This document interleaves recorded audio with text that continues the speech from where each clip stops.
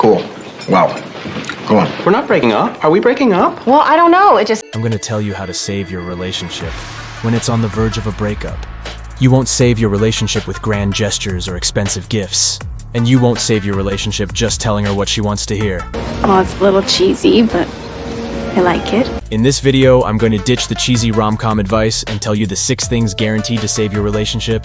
Especially number 6, it's money in the relationship bank. You see, once upon a time, my relationship was on the rocks as well.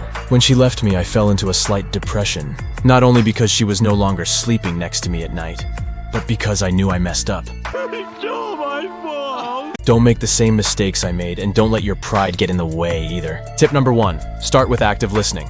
Yelling at each other is not an effective form of communication. Communication. It doesn't make any strides towards solving the problem.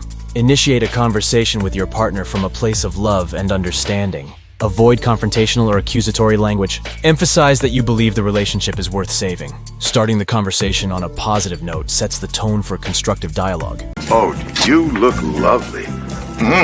One of the problems I had personally was that I loved hanging out with the boys every night. Once she got sick of it, she hit me with the, "Hey, we need to talk."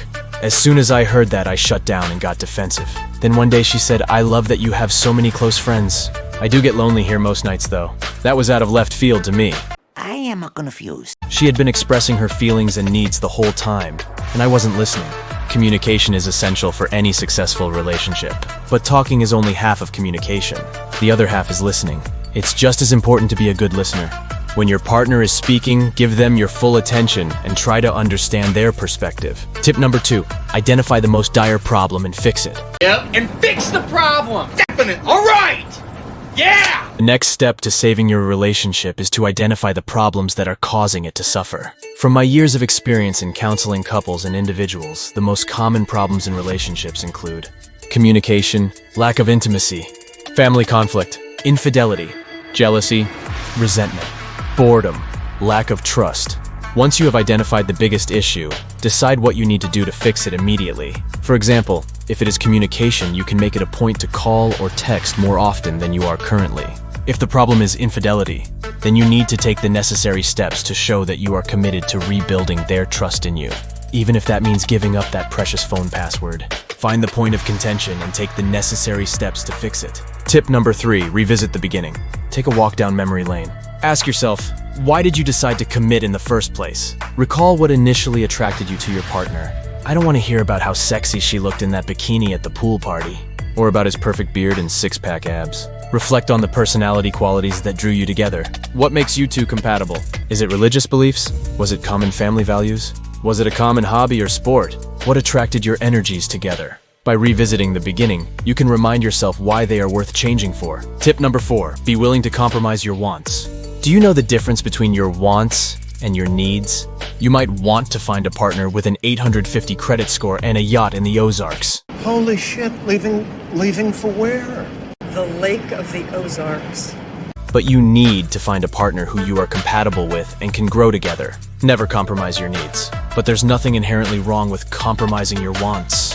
For example, if her love language is physical affection, that is her need.